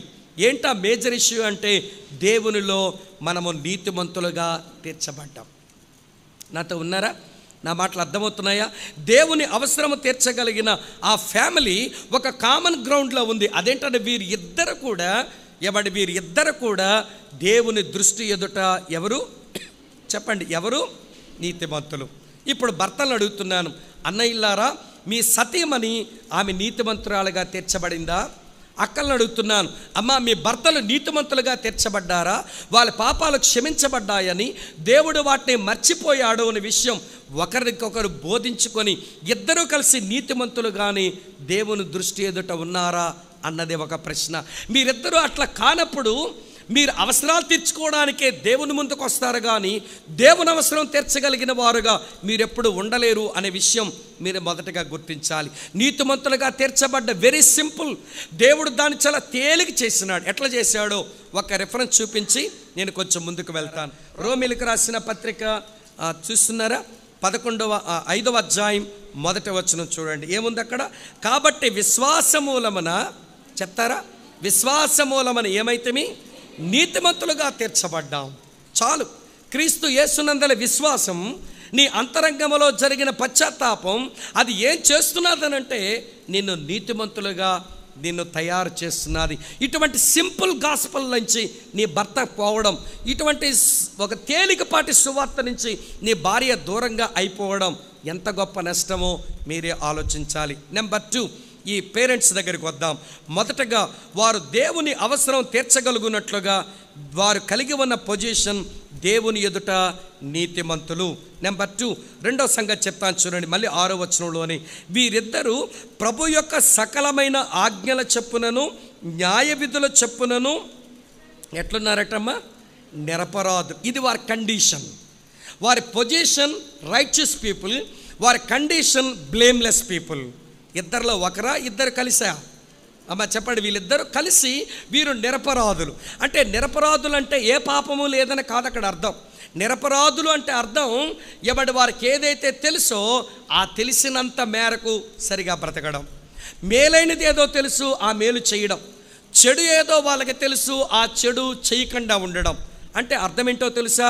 వారికి ఏమైతే తెలుసో ఆ మేరకు ప్రియులారా వారు మేలేంది చేయటం, చెడు చేయకుండా ఉండడం, అట్లా నిరపరాధులుగా ఉండడం. అసలు దేవుని యొక్క మనసే అది. ఏమంటే కుటుంబాలకే మాత్రమే కాదు, వ్యక్తిగతంగా ఇండివిజువల్గా కూడా మనం ఆయన ఎదుట మనుషుల ముందు కూడా నిరపరాధులమై ఉండాలి. అట్లా నిరపరాధులుగా ఉండాలని ఆయన జగత్తుకు పునాది వేయబడక పూర్వమే యేసుక్రీస్తునందు మనలను ఆయన ప్రేమ చేత ఏర్పాటు చేసుకున్నట్ట. ఆ మాట మీ కొరకు చదువుతున్నాను చూడండి. ఎఫెసీయులకు రాసిన పత్రిక 1వ అధ్యాయం చదువుతున్నాను చూడండి ప్రియులారా. 6వ వచనంలో ఇలా ఉంది, మనలను ముందుగా తన కోసము నిర్ణయించుకొని మనము తన ఎదుట పరిశుద్ధులమును నిర్దోషులమునై ఉండవలనని జగత్పునాది వేయబడక పూర్వమే ప్రేమ చేత ఆయన క్రీస్తులో మనలను ఏర్పరచుకొనెను. చూస్తున్నారా, మన కండిషన్ నిర్దోషులంగా ఉండాలి. మన కండిషన్లో ఎవరు మన మీద అపరాధం వేయనట్లుగా మనం బతకాలి. మీరేమనుకోకపోతా మాట చెబుతాను, సంవత్సరాల తరబడిగా వాక్యం వింటున్నా ప్రభురాత్రి భోజనం దగ్గరికి వచ్చేసరికి మాత్రం ఈ పాట పాడకుండా ప్రభురాత్రి భోజనం దగ్గర రావట్లేదు మన వాళ్ళు. ఏంటా పాట చెప్పనా అమ్మ? బాగా చెప్పారు ఎవరో. ఏంటమ్మా పాట? అపరాధిని. సంవత్సరాల తరబడికి అదే పాట. ఎవడి జీవితకాలము నేను అపరాధిని, కానీ ప్రభువా నన్ను నీతిమంతురాలుగా తీర్చావు, నన్ను నీతిమంతునిగా తీర్చావు, ఇప్పుడు నా కండిషన్ నిరపరాధిగా ఉండే మెట్టు ఇచ్చావని ప్రభువులో ఆనందించడం నేటి క్రైస్తవ కుటుంబాలకు చేత కావడం లేదేమో అని అనిపిస్తున్నది. కనుక ప్రియమైన సోదరి స్నేహితులారా, జాగ్రత్తగా వినండి. వారి పొజిషన్ రైచియస్ పీపుల్, వారి కండిషన్ బ్లేమ్లెస్ పీపుల్. 3వ సంగతి చెప్తాను వాళ్ళ గురించి. వాళ్ళ యాటిట్యూడ్ ఎలాంటి యాటిట్యూడ్, వాళ్ళు ఎటువంటి యాటిట్యూడ్తో బ్రతికారు ఆ పేరెంట్స్. దేవుని అవసరాలు తీర్చగలిగిన ఒక ఫ్యామిలీ ఎటువంటి యాటిట్యూడ్తో బ్రతకాలో నేను చూపనా మీకు. చూడండి, లూకాసు సువార్త 1వ అధ్యాయం, లూకాసు సువార్త 1వ అధ్యాయం నేను చదువుతున్నాను చూడండి. 13వ వచనం. అప్పుడు ఆ దూత అతనితో, జకర్యా భయపడకము, నీ ప్రార్థన వినబడినది. వాళ్ళు కలిగి ఉన్న యాటిట్యూడ్ ఏంటనంటే ప్రేయర్ఫుల్ యాటిట్యూడ్, ప్రార్థనాపూర్వకంగా బ్రతుకుతున్నారు. అమ్మ వింటున్నారా? దేవుని అవసరము తీర్చగలిగిన పేరెంట్స్ వారు ఎట్లుంటారంటే ప్రార్థనాపరులుగా ఉంటారు. ఏమంటే ఇక్కడ ఎలిజబెత్, జకర్యాలు వారు ప్రేయర్ఫుల్ పీపుల్. అందుకనే దేవదూత వచ్చి నీ ప్రార్థన వినబడింది. కొంతమంది ప్రార్థన చేస్తారు కానీ ఆ ప్రార్థన దేవుడు విన్నట్టుగా ఉండదు. ఎందుకంటే వారి ప్రార్థన లాస్ట్ టైం వచ్చినప్పుడు చెప్పాను మీ చర్చలో, కొంతమంది గానుగెద్దు ప్రార్థనా వీరులు ఉంటారు. గానుగెద్దు అంటే అలాగ అక్కడే తిరుగుతూ ఉంటుంది కదా. కొంతమంది వారి ప్రేయర్ అంతా కూడా వాళ్ళ ఇంటి చుట్టే నన్ను దీవించు, నా భర్తను దీవించు, నా పిల్లలను దీవించు, ఈ పాడు ప్రార్థనలు చేస్తారు. మరికొంతమంది ఏమంటే గానుగెద్దు ప్రార్థనా వీరులు కొంతమంది ఉంటే, మరికొంతమంది మున్సిపాలిటీ ఎద్దు ప్రార్థనా వీరులు ఉంటారు. మున్సిపాలిటీ ఎద్దుకు ఎక్కడ చెత్త ఉంటే అక్కడ వచ్చి నిలబడద్దు అంతే, దాన్ని ఆగమని ఎవడు చెప్పక్కర్లా. రోడ్డు పక్కన చెత్త కనబడింది అక్కడ వచ్చి నిలబడద్ది. అట్లే మన దగ్గర కొంతమంది ప్రార్థనా వీరులు ఈ లోక సంబంధమైన చెత్త, ఆ చెత్త దగ్గర నిలబడతారు. ప్రభువా ఆ ఇల్లు నాకు ఇచ్చేయి, ఆ కారు నాకు ఇచ్చేయి, నా కొడుకుని దీవించేయి, నా కూతురికి పెళ్లి చేసేయి, నన్ను అంతనాలు ఎక్కించేసేయి. ఈ రోతను చూసి, దాని వాసన చూసి ఆ రోతను తిని తృప్తి పడేటువంటి మోటు మాట వాడుతున్నాను, కటింగ్ వర్డ్, పందిలాంటి నైజం చాలా ఫ్యామిలీస్ దగ్గర నుంచి పోలా. మీ ఫ్యామిలీ ప్రేయర్లో దేని కొరకు ప్రార్థిస్తాము? ఎలాంటి ప్రార్థనా పరులు మనం? అయితే గానుగెద్దులాగా ఇంటి చుట్టూ తిరుగుతాము, లేకపోతే మున్సిపాలిటీ ఎద్దులాగా రోతన వాసన చూస్తాం ప్రార్థనలో, అది కావాలని తపన పడుతుంటాం. ఏమి ప్రార్థనా పరులమండి మనం? ప్రియులారా, ఎలిజబెత్, జకర్యా అది ప్రీస్ట్ ఫ్యామిలీ, అందుచేత ప్రజలందరి కొరకు ప్రార్థన చేస్తున్నారు. అలాగనే వారికి బిడ్డలు లేరు, ఒక బిడ్డనిస్తే ఏం చేద్దాం అనుకున్నారో కానీ ప్రియులారా వారు చక్కని ప్రార్థనా పరులు. వారి యొక్క యాటిట్యూడ్ ప్రేయర్ఫుల్ యాటిట్యూడ్. ఇది మీరు గమనించాలి. ఇంతకంటే ఎక్కువ చెప్పను ఆ పేరెంట్స్ గురించి, మధ్యాహ్నం చాలా చెప్పాలి మీకు. కాబట్టి పేరెంట్స్ ఎలా ఉన్నారనంటే వారి పొజిషన్ రైచియస్ పొజిషన్, వారి కండిషన్ బ్లేమ్లెస్ కండిషన్, వారి యాటిట్యూడ్ ప్రేయర్ఫుల్ యాటిట్యూడ్. అట్లా బ్రతికారు. అందుకే వారు దేవుని అవసరాన్ని అద్భుతంగా తీర్చగలిగారు. ఇప్పుడు రెండో విషయం ఏం చెప్తానన్నాను, మీరు ఎక్కడున్నారా? ప్రిపరేషన్. అలాంటి తల్లిదండ్రులు దేవుడు వారికి ఇచ్చిన బిడ్డను ఎట్లా ప్రిపేర్ చేసినారు, ఏంటి వాళ్ళ యొక్క ప్రిపరేషన్ నేను చూపిస్తాను. చూడండి ఆ బిడ్డను ఎట్లా ప్రిపేర్ చేశారో. లూకా సువార్త అదే 1వ అధ్యాయం లాస్ట్ వెర్స్ చూడండి. ఎన్నో నెంబర్ ఉంటుంది? 80 అనుకుంటాను సుమారుగా. 80వ వచనం. లూకా సువార్త 1వ అధ్యాయం 80వ వచనం లాస్ట్ వెర్స్ చూడండి. ఆ బిడ్డను ఎట్లా ప్రిపేర్ చేశారో చూడండి. శిశువు ఎదిగి, అమ్మ వింటున్నారా? శిశువు ఎదిగి ఆత్మయందు బలము పొంది ఇశ్రాయేలునకు ప్రత్యక్షమగు దినము వరకు అరణ్యములో ఉండెను. ఈ వచనములో ఆ పేరెంట్స్ ఆ పిల్లవాడిని సిద్ధపరిచిన విధానంలో 3 సంగతులు కనబడుతున్నాయి. నెంబర్ 1, శిశువు ఎదిగాట. అమ్మ వింటున్నారా? దేవుడు వారికి ఇచ్చిన బిడ్డను వాడి ఎదుగుదలకు వీరు దోహదపడ్డారు. ఏం ఎదుగుదల? వింటున్నారా నా మాట? ఏం ఎదుగుదల? మొదటి ఎదుగుదల ఫిజికల్ గ్రోత్, రెండవ ఎదుగుదల మెంటల్ గ్రోత్, మూడవ ఎదుగుదల స్పిరిచువల్ గ్రోత్. ఏవండి, శారీరక మానసిక ఆధ్యాత్మిక ఎదుగుదలకు ఆ బిడ్డను ప్రియులారా సిద్ధపరిచే పనిలో ఉన్నారు పేరెంట్స్. ఇక్కడ ఉన్న మీరంతా మీ పిల్లల ఫిజికల్ గ్రోత్కి మీరేమీ తక్కువ చేయరు. మీరు తెచ్చిన జీతాలు ఎందుకు, మీరు కష్టపడుతుంది ఎందుకు, మీరు వండింది ఎందుకు? వాడికి బాగా తినిపించి వాడు శారీరకంగా పుష్టిగా మీ కళ్ళ ముందు కనబడితే మీ కళ్ళు నిండా అట్లా మన పిల్లోడి నింపుకొని చూసి ఏమండి పొట్ట చెక్కలయ్యేలాగా సంతోషపడి నవ్వుతా, ఆహా నా కొడుకు శారీరకంగా చాలా బాగున్నాడు. మరి వాడి మానసిక స్థితి ఏంటి? వాడు మానసిక ఉల్లాసాన్ని గురించి ఆలోచించేదేంటి? వాడి మనసు నీ ప్రజెన్స్ కోరుకుంటుంది. కొంతమంది తండ్రులకు ఏమండి కొడుకుతో గడపడానికి టైమే ఉండదు. ఊరోళ్ళందరికీ టైంలు ఇస్తారండి మగాళ్ళు, ఏమనుకోకండి మగాళ్ళు, మీ దండం పెడుతున్నాను. ఊరోళ్ళందరికీ టైం ఇస్తారండి బాగా. వాళ్ళేదో పనికి రమ్మంటే పోతారు, వీళ్ళేదో సహాయపడమంటే రమ్మంటే వెళ్తారు. రాత్రి ఎప్పుడో 10 గంటలకు వస్తారు, అప్పుడు పిల్లోడు పడుకుంటాడు. ఉదయాన్నే వాడు క్యారేజ్ కట్టుకుని వెళ్ళేసరికి మీరు ఇంకా నిద్ర లేవరు. మళ్ళీ వాడు కాన్వెంట్ వచ్చేసరికి మళ్ళీ మీరు కనబడరు కదా. వాడి మానసిక ఉల్లాసానికి ఫాదర్ నీ టచ్ నీ కొడుకు కావాలి. తల్లులారా నీ టచ్ నీ కూతురికి కావాలి. నీ యొక్క స్పర్శ, నీ యొక్క తాకుడు నీ పిల్లలు కోరుకుంటున్నారు. అది వారికి మనోవికాసాన్ని కలిగిస్తుంది, మనోవిలాసాన్ని కలిగిస్తుంది. కానీ మానసిక అభివృద్ధికి మనం దోహదపడం. మీకు తెలుసా, ఢిల్లీలో ఒక పిల్లోడు, నేను మధ్యాహ్నం వీలైతే అవన్నీ కూడా మీకు నేను చూపడానికి ప్రయత్నం చేస్తాను. ఏమండి, ఢిల్లీలో ఒక 13 సంవత్సరాల పిల్లవాడు వాళ్ళ అమ్మా నాన్న మీద కేసు వేశాడు. వాడు కేసు వేయడానికి గల కారణం ఏంటనంటే వాడు తప్పిపోయాడని వాళ్ళు రిపోర్ట్ చేసినారు పోలీసు వాళ్ళు వెతుకుతూ ఉంటే ఆ పిల్లోడు ఎక్కడ దొరికాడనంటే ఏమండి ఈ చిన్న చిన్న గుడ్డ ముక్కలు, తర్వాత పోలిథిన్ కవర్స్ వెతుకుంటారు చూడండి పిల్లలు, అవన్నీ వెతుకునే పిల్లల మధ్యలో దొరికాడు వాడు. వాడిని పట్టుకొని అడిగారు, ఒరే మీ పేరెంట్స్ అంతా డబ్బున్నోళ్ళు కదా, నువ్వేంట్రా ఈ అడుక్కునే పిల్లల దగ్గర ఈ ఫుట్పాత్ మీద బతుకుతున్న వాళ్ళ మధ్య ఉన్నావనంటే వాడు అన్నాడట, మా అమ్మ నాన్నతో పాటు ఒకసారి ఇలాగే ఈ దారిలో వెళ్ళాను, ఈ పిల్లలంతా ఎంత సంతోషంగా ఉన్నారో కలిసిమెలిసి ఉన్నారో అది నాకు కనబడింది, నాకు లేనిది వీళ్ళ దగ్గర దొరికింది. అదేంటనంటే నాకు కొంతమందితో కలిసి ఉండాలని నాకు ఆశ, కొంతమందితో నేను ఆనందించాలని ఆశ. నా ఇంటిలో మా అమ్మ ఉదయాన్నే డ్యూటీ పోతుంది, మా నాన్న ఉదయాన్నే డ్యూటీ పోతాడు, మా అక్క వెళ్ళిపోతుంది, నేను తర్వాత పని మనిషి చేత ఏదో తయారు చేయబడి నేను కూడా స్కూల్కి పోతున్నాను. పోలీసులు వాడికిచ్చిన సహాయం మేరకు ఢిల్లీ కోర్టులో పోలీసుల తరపున ఒక కేసు వేశారు. ఆ పిల్లవాడు వేసిన కేసు అదేంటంటే మా అమ్మ నాన్న నాకు టైం ఇవ్వడం లేదు. తండ్రులు ఎక్కడున్నారు, తల్లులు ఎక్కడున్నారు?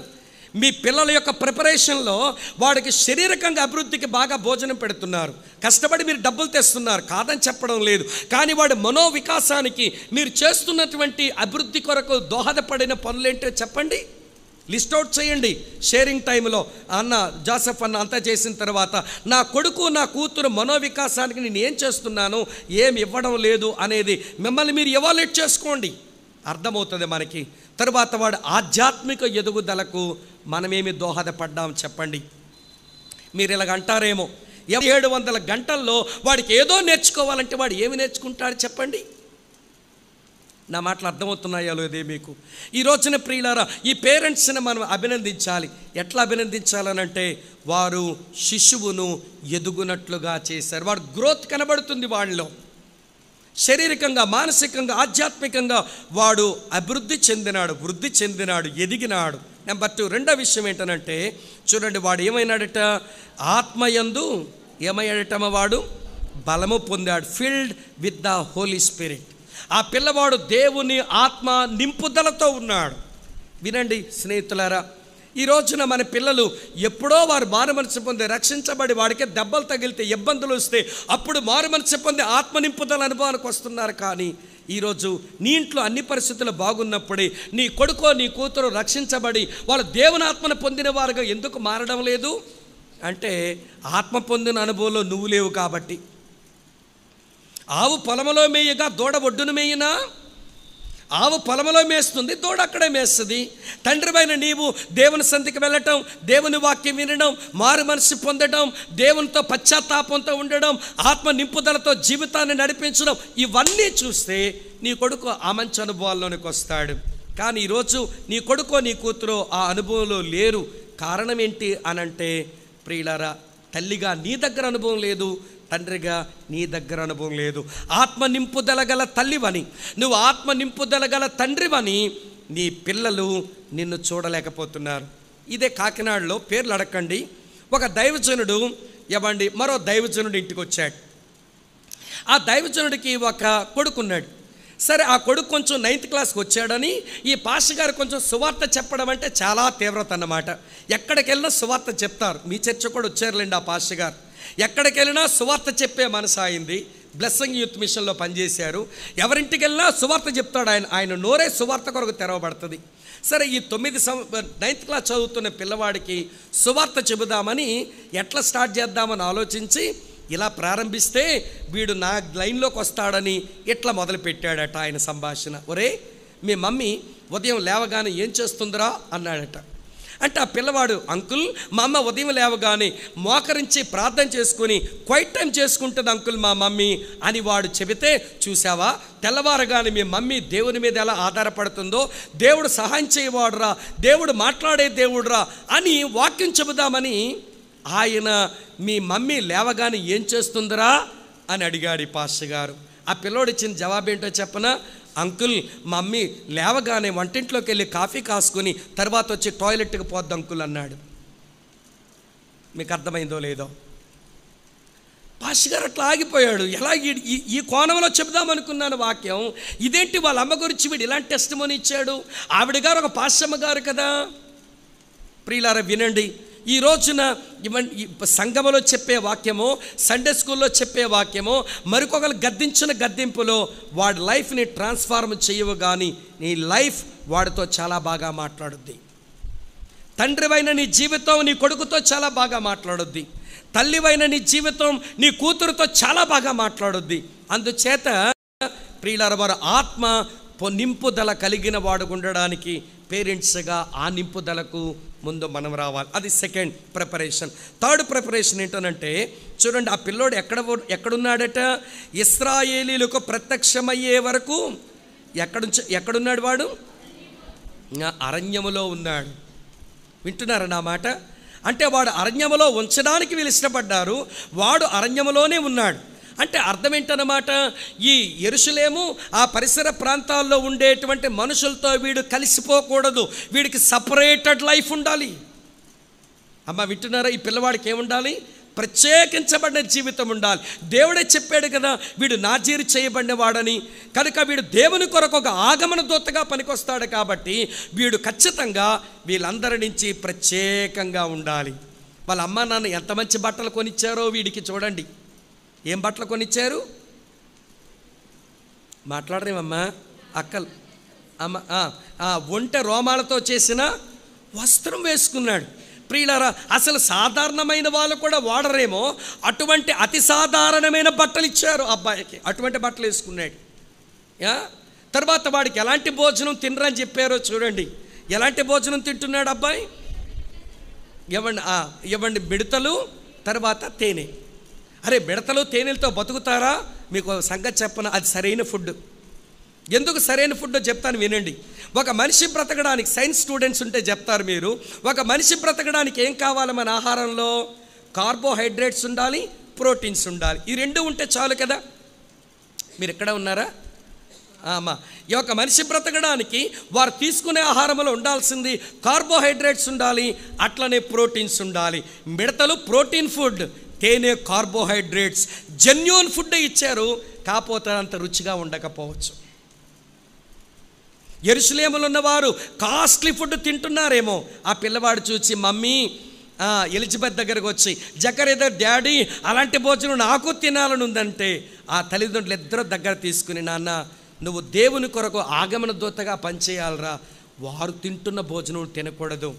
అది పాప కోరికలు రగిలించే భోజనాలరా, అవి ఉద్రేకాలు రేపే భోజనాలరా, దేవుని యొద్ద నుంచి నిన్ను దూరం చేసే భోజనాలరా అబ్బాయి, అటువంటి భోజనం నీకు కుదరదు నాన్న అని చెప్పుంటారేమో. అందరూ వేసుకున్న బట్టలు చూసి ఆ పిల్లోడు వచ్చి, మమ్మీ డాడీ అలాంటి బట్టలు నాకు వేసుకోవాలని ఉంది అంటే, వెంటనే వాళ్ళిద్దరూ దగ్గర తీసుకుని, నాన్న నీవు ఒక ప్రత్యేకమైన పిలుపుతో దేవుడు మాకు నీకు ఇచ్చాడురా, కాబట్టి నువ్వు అందుకొరకు నువ్వు సిద్ధపడాలి. వాళ్ళు వేసుకున్న లాంటి బట్టలు ఆశించొద్దు నాన్న అంటే, పిల్లల ఒక అతి సాధారణమైన వస్త్రధారణ, ఎవరు ఇష్టపడని భోజనం వాడు తింటూ దేవుని కొరకు ప్రత్యేకించబడ్డాడు. అట్లా పేరెంట్స్ ప్రిపేర్ చేశారు. ఇప్పుడు మన పిల్లోడు వచ్చాడు, మమ్మీ డాడీ నాకు ప్యాంట్ కొనాలి. ఏం ప్యాంట్ రా? కార్గో ప్యాంట్ అన్నాడు. మామూలు ప్యాంట్ చాలదంటే వీడికి కార్గో ప్యాంట్.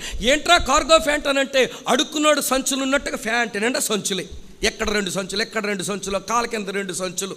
ఏమండి రౌడీ వాళ్ళు ఏమంటే బెగ్గర్స్ వేసుకున్నట్లుగా ప్యాంట్లు వేసుకుంటున్నారు మన పిల్లలు. వాళ్ళు అడక్కముందే ఫ్యాషన్గా మనమే కొని పెడుతున్నాం, లోకము యొక్క అలవాట్లు నేర్పిస్తున్నాం. అడిగా డాడీ అక్కడ నూడిల్స్ తింటున్నారు డాడీ, అక్కడేమో ఏదో పలావలు తింటున్నారు డాడీ, నాకు డబ్బులు ఇవ్వండి కొనుక్కుంటానంటే, నా బుజ్జి కన్నే వెళ్ళరా నాయనా అని పరస తీసి డబ్బులు ఇస్తాం మనం. ఒరే ఇంట్లో తిన్నది నీకు ఆరోగ్యం రా, అది నీకు మంచిది కాదురా, అది నీకు నీ స్నేహితులతో అట్లా పోవడం మంచిది కాదని మన పిల్లల్ని అట్లా గాడ్ చేస్తున్నామా? మళ్ళీ ఈవినింగ్ మెసేజ్లో చెప్తాను ప్రియులారా, ఒక ఐడియల్ పేరెంట్స్ ఎట్లా ఉంటారో. ఎప్పటికి ఇది సరిపోతుంది అనుకుంటున్నాను. ఆ పిల్లవాడిని అంత బాగా ప్రిపేర్ చేశారు. వాడి వస్త్రధారణ, వాడి ఫుడ్ హ్యాబిట్స్, తర్వాత వాడి యొక్క స్పిరిచువల్ గ్రోత్, వాడి యొక్క మెంటల్ గ్రోత్, వాడి ఫిజికల్ గ్రోత్, వాడి స్పిరిచువల్ లైఫ్ అన్నిట్లో కూడా ఆ పిల్లవాడిని ఎక్సలెంట్గా ప్రిపేర్ చేశారు. అలాంటి పేరెంట్స్ని బట్టి మనం దేవునికి స్తోత్రాలు చెప్పాలి. హల్లెలూయా. మనల్ని అలాంటి పేరెంట్స్గా దేవుడు చెయ్యునుగాక. సరే, ఆ పేరెంట్స్ ఎట్లాంటి వాళ్ళు, వారి పొజిషన్, వారి కండిషన్, వారి యాటిట్యూడ్ చెప్పాను. వారు ఆ బిడ్డను ఎట్లా ప్రిపేర్ చేశారో ఒక్క వచనంలోంచి మనం మాట్లాడాం. ఇప్పుడు వాడి పర్సనాలిటీ ఎట్లా తయారయ్యింది అది చెప్పి మనం ముగిస్తాం. ఏంటి వాడి పర్సనాలిటీ? ఎలాంటి పర్సనాలిటీ వాడిలో డెవలప్ అయింది? ఎలాంటి వ్యక్తిత్వం ఆ పిల్లవాడు అభివృద్ధి చేసుకున్నాడు చూద్దామంటారా? చూడండి, మత్తయి సువార్త 3వ అధ్యాయంలో వాడి పర్సనాలిటీ ఎట్లా డెవలప్ అయిందో చూపిస్తాను. చూడండి, మత్తయి సువార్త 3వ అధ్యాయం, మత్తయి సువార్త 3వ అధ్యాయం 11వ వచనం చదువుతున్నాను. మారు మనస్సు నిమిత్తము నేను నీళ్లలో మీకు బాప్తిసం ఇచ్చుచున్నాను, అయితే నా వెనక వచ్చువాడు నాకంటే శక్తిమంతుడు. వింటున్నారా ఈ మాట? అంటే వాడి పర్సనాలిటీలో రాబోయే మెస్సియాను గూర్చిన ఫెయిత్ ఉందంటారా లేదంటారా ఈ మాట చెప్తున్నప్పుడు? అమ్మ మీరు ఎక్కడున్నారా? అక్కలు చెప్పండి, వాళ్ళ విశ్వాసం ఉందంటారా లేదంటారా? వాళ్ళ విశ్వాసము జనించింది. అందుకనే ప్రియులారా, ఆ యేసును చూడకపోయినా అంటున్నాడు, ఇగో నా వెనకాల ఒక ఆయన వస్తాడు, అతను నాకంటే శక్తిమంతుడు అని రాబోయే మెస్సియా మీద విశ్వాసంతో దేవుని వాక్యాన్ని ప్రకటిస్తున్నాడు. తర్వాత వాడి యొక్క పర్సనాలిటీలో మరొకటి చూడండి, యోహాను 3:30, చాలా మంచి మాట అది చదువుతున్నాను చూడండి. ఆయన హెచ్చవలసి ఉన్నది, తర్వాత ఏంటమ్మా, నేను తగ్గవలసి ఉంది. అంటే వాడి పర్సనాలిటీలో ఏమొచ్చిందన్నమాట? హ్యూమిలిటీ, దీన మనసు వచ్చేసింది. ఆయన హెచ్చవలసి ఉంది, నేను తగ్గవలసి ఉందని తను తాను దీన మనసుతో తగ్గించుకున్నవాడయ్యాడు. అంత మాత్రమే కాదు స్నేహితులారా, అతని దగ్గరికి అనేకులు బాప్తిసం పొందడానికి వస్తుంటే వాళ్ళు చూడండి ఏమంటున్నాడు ఆయన. మత్తయి సువార్త 3వ అధ్యాయంలో 7వ వచనం, అతడు పరిసయ్యులలోను సద్దూకయ్యులలోను అనేకులు బాప్తిసం పొందవచ్చుడు చూచి, వినండి వినండి, కటింగ్ వర్డ్, కట్టింగ్ వర్డ్ వాడుతున్నాడు, హృదయాన్ని పొడిచే మాట, హృదయాన్ని కోసే మాట ఒకటి వాడుతున్నాడు. సర్ప సంతానమా, రాబో ఉగ్రత నుండి తప్పించుకున్నట్టుగా మీకు బుద్ధి చెప్పిన వాడెవడు? మారు మనసుకు తగిన ఫలములు ఫలించండి. బాప్తిసం ఇస్తాడని అతగాడి దగ్గరికి వస్తే ఏమని సంబోధిస్తున్నాడు? మాట్లాడండి, ఏమని సంబోధిస్తున్నాడు? సర్ప సంతానమా అని సంబోధిస్తూ చెప్పవలసిన వాక్యాన్ని ధైర్యంగానే చెబుతున్నాడు.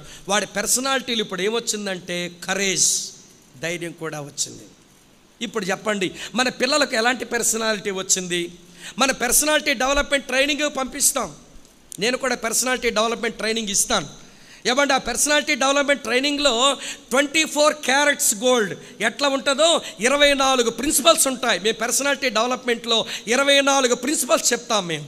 ఏమండి, ఈ రోజున మన పిల్లలకు పర్సనాలిటీ డెవలప్మెంట్ అవ్వాలని, వాడి కమ్యూనికేషన్ స్కిల్స్ రావాలని, సమాజంలో వాడు పెద్ద ఉద్యోగస్తుడు కావాలని, వాడి సమాజంలో పర్సనాలిటీ డెవలప్మెంట్ ట్రైనింగ్ పంపుతారు. వినండి, మీ పిల్లవాడిలో వ్యక్తిత్వం బాగా అభివృద్ధి పొందడానికి బెస్ట్ టీచర్ ఎవరనంటే మమ్మీ డాడీ. మీకంటే పర్సనాలిటీ డెవలప్మెంట్లో మంచిగా ట్రైనింగ్ ఇవ్వగలిగిన వారు ఈ ప్రపంచంలో ఎవడూ లేడు. మీరే వాడికి బాగా ట్రైనింగ్ ఇవ్వగలరు. ఏంటి మనం ఇవ్వాల్సిన ట్రైనింగ్? నాన్న, ఇగో మెస్సియా రాబోతున్నాడు, విశ్వాసంతో జీవించు, ఆయన వస్తాడని ప్రకటించు.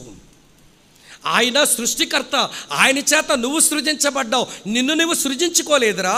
కాబట్టి ఆయనకు దీన మనస్సుకు చూపించాలి, దీనత్వంతో నువ్వు బ్రతుకు. దీనులకు ఆయన కృప చూపుతాడు, అహంకారాన్ని ఎదిరిస్తాడురా. నువ్వెప్పుడు అహంకారిగా తయారవద్దు నాయన అని వాడికి మీరే నేర్పించాలి. తరువాత సత్యము కొరకు పౌరుషంతో బ్రతకరా. సత్యము నీకు తెలిసినప్పుడు దాని కొరకు పౌరుషంతో బ్రతకరా. నీ ప్రాణం పోయినా పర్వాలేదు, తండ్రిగా నాకు సంతోషమే, నువ్వు సత్యం కొరకు బతికావన్నప్పుడు. పిరికి బందలాగా అసత్యంలో బతకడం కంటే సత్యములో బతిక చావరా, నీ బట్టి నేను సంతోషిస్తాను అని చెప్పగలిగితే అబ్బా ఎంత యోగ్యమైన బతుకు. నేను ఒక సేవకుడిని ఎరుగుదును, వింటారా? చివరి ఇలస్ట్రేషన్ చెప్పి ముగిస్తాను. ఒక సేవకుడిని ఎరుగుదును. ఏమండి, వాళ్ళ అబ్బాయి సువార్త చెప్పడానికి పోయినాడట. ఒక దగ్గరికి వెళ్ళకూడదు, ఆయన చాలా పెద్ద చదువుకున్నాడు, ఎంఎస్సి పిహెచ్డి చేశాడు వాళ్ళ అబ్బాయి.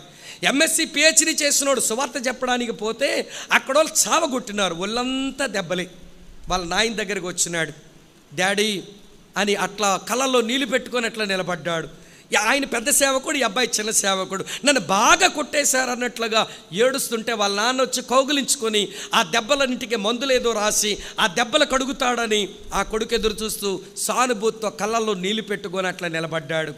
ఏమైంది నాన్న అని అడిగారు. సువార్త చెప్తుంటే బాగా కొట్టారు డాడీ అన్నారు. ఆయన అన్నాడు, నీ నాలికను కొట్టారా, నాలిక తెరిచి చూపించు అన్నాడు. ఆ కొడుకు అర్థం కాలేదు. నాలికను కొట్టారా, నీ నాలిక తెరిచి చూపించు అన్నాడు. నాలికను కొట్టలేదు డాడీ అన్నారు. నీ నాలిక బాగుంది కదా, కొట్టునోళ్ళ దగ్గరికి వెళ్ళి వాక్యం చెప్పిరా, నువ్వు అక్కడ చస్తే నేను ఇక్కడ సంతోషిస్తాను, కానీ దెబ్బలు కొట్టారని పిరికి బందలాగా వస్తే నిన్ను బట్టి నేను సంతోషించాను. నీ నాలికను కొట్టలేదుగా వాళ్ళు, నీ నాలికను తీసేయలేదు కదా వాళ్ళు. దేవుని కొరకు బ్రతకరా ప్రియులారా. ఆ మాటలు విన్నప్పుడు నా వెంట్రుకలు నిలబడ్డ. ఏం పౌరుషం కలిగిన దైవజనుడండి, ఎలాంటి కొడుకును కన్నాడండి. ఆ పిల్లవాడు అలాగే బ్రతికి సేవ చేశాడు. నేను చెప్పగోరే విషయం ఏంటనంటే, నీ పిల్లలకు దేవుని కొరకు బ్రతకడానికి ధైర్యం పోయాం. లోకానికి భయపడి పిరికి మందు బాగా పోస్తాం. ఆడేమనుకుంటాడోరా, వీళ్ళేమనుకుంటారో ఈ పిరికి మందు బాగా పోస్తాం. కానీ దేవుని కొరకు బ్రతకడానికి ధైర్యం, వాక్యము కొరకు జీవించడానికి ధైర్యం, అటువంటి ధైర్యం వాడి వ్యక్తిత్వంలో పెట్టినప్పుడు మనం దేవుని అవసరము తీర్చే, చెప్పరే పెద్దలు చెప్పండి, పేరెంట్స్ అవుతాం. మనం దేవుని అక్కర తీర్చే పేరెంట్స్ అవుతాం. కనుక వినండి, పేరెంట్స్గా దేవుని అవసరం తీర్చగలిగిన పేరెంట్స్గా మన పొజిషన్, మన కండిషన్, మన యాటిట్యూడ్ ఏంటో ఆయన మందిరంలో ఆయన సేవకులు ఎదుట చెక్ చేసుకుందాం. దేవుడు దీవించి మనకు బిడ్డలు ఇచ్చాడు, వారిని ఎలా ప్రిపేర్ చేస్తున్నామో, వాళ్ళ ప్రిపరేషన్ కొరకు మన ఎఫర్ట్స్ ఏం పెట్టామో అది కూడా చూద్దాం. వాడి శారీరక, మానసిక, ఆధ్యాత్మిక అభివృద్ధికి దేవుని ఆత్మతో నింపబడి ఉన్నట్లుగా వాడు బ్రతకడానికి, ఈ లోకంలో వాడు ప్రత్యేకించబడి బ్రతకడానికి మనమంతు ప్రయత్నం ఏం చేశామో అది కూడా చూద్దాం. ఇప్పుడు మన పిల్లలకు ఎటువంటి పర్సనాలిటీ డెవలప్ అయిందో చూడండి ఒక్కసారి. నీ కూతురును చూచి సంతోషము నీ గుండె నిండా నిండుద్దా? నీ కొడుకును చూచి నీ కళ్ళల్లో నీరే నిండుతాయా? ఏముంటుంది నీ కళ్ళల్లో? రండి లేచి నిలబడదాం, ప్రార్థన చేసుకుందాం. ప్లీజ్ అందరూ లేచి నిలబడండి. ఎవరికి వారుగా ఆలోచించుకుందాం. కొద్ది నిమిషాలు మనం చెక్ చేసుకుందాం, పరీక్షించుకుందాం. నేను ప్రారంభంలోనే చెప్పాను, మనం ఎప్పుడు మన అవసరాల గురించే ప్రభు సన్నిధిలోకి వచ్చాం. ఈరోజు మన అవసరం కొరకు రాలేదు. ప్రభుతో చెప్పండి, ప్రభువా నా అవసరాలు అడుక్కోవడానికి నేను ఇక్కడికి రాలేదు, ఫ్యామిలీ కపుల్స్ మీటింగ్కి. నీ అవసరం తీర్చుదామని వచ్చాను. నీ అవసరం తీర్చడానికి భర్తగా, భార్యగా నేను ఎట్లా ఉండాలనో, నా పిల్లల్ని ఎట్లా సిద్ధపరచాలనో, వాళ్ళకి ఎటువంటి వ్యక్తిత్వం అభివృద్ధి చేయాలనో ఈరోజు నువ్వు నాతో మాట్లాడావు. నేను ఒక ఫెయిల్యూర్ ఫాదర్ అని చెబుతావా? లేక అన్నగారు మీరు ఒక సక్సెస్ఫుల్ ఫాదర్ అని దేవుని ఎదుట తలెత్తుకొని దేవునికి స్తోత్రాలు చెల్లిస్తారా? తల వంచుకొని సిగ్గుతో ఏడుమైనా చెయ్యాలి, లేక తలెత్తుకొని గర్వమైనా మీరు చూపాలి? అక్కగారు దేవుని యొక్క సన్నిధిలో నేను ఒక ఫెయిల్యూర్ మదర్ అంటూ తల వంచుకొని సిగ్గుతో ప్రార్థిస్తారా కన్నీళ్లతో? లేక తలెత్తుకొని గర్వముతోని నేను మంచి ఒక ఫలభరితమైన తల్లిని ప్రభువా అని చెప్పడానికి మీరు తల పైకెత్తగలుగుతారో అది మీ ఇష్టం. సమయం మీకు ఇస్తున్నాను. 2-3 నిమిషాలు మౌనంగా సమయం తీసుకుందాం. తర్వాత అన్న దైవజనులు జోసెఫ్ బెన్నీ గారు మళ్ళీ ప్రార్థనలో నడిపించి మిగిలిన కార్యక్రమం నడిపిస్తారు. మనసులు ఇటోటో చెలించనివ్వద్దు, ఇటోటో చెలించనివ్వద్దు. నీ అవసరాల గురించి ఆలోచించొద్దు. ఒకటే మన కళ్ళ ముందు ఉంది, దేవుని అవసరం తీర్చుట. దేవుని అవసరం తీర్చుట. దేవుని అవసరం ఎలా తీరుతుందంటే, నీ ఫ్యామిలీగా మీరు దొరికితే మీ ద్వారా దేవుడు తన అవసరం తీర్చుకుంటాడట. ఎప్పుడైనా మీరు ఆలోచించారా? నేను కుటుంబముగా దేవుని అక్కర తీర్చగలిగిన వాళ్ళం మేము, భర్తగా భార్యగా మేమే దేవుని అవసరం అని ఎప్పుడైనా ఆలోచించారా? లేక ఆలోచించి చాలా రోజులు అయిపోయిందా? ఆ తలంపే మన మనసులోంచి చెరిగిపోయిందా?